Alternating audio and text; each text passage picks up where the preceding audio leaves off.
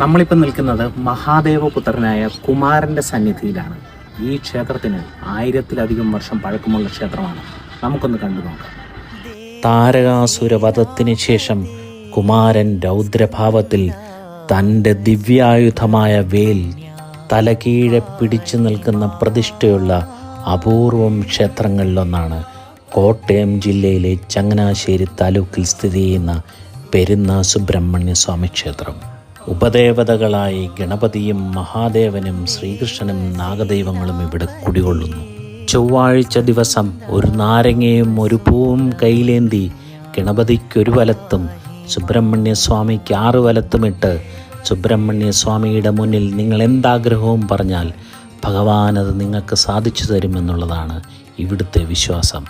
വൃശ്ചിക മാസത്തിൽ തൃക്കാർത്തിക നാളിൽ കൊടിയേറി നടത്തുന്ന 10 ദിവസത്തെ ഉത്സവവും മകരമാസത്തിലെ തൈപ്പൂയവുമാണ് ഈ ക്ഷേത്രത്തിലെ വിശേഷാൽ ദിവസങ്ങൾ.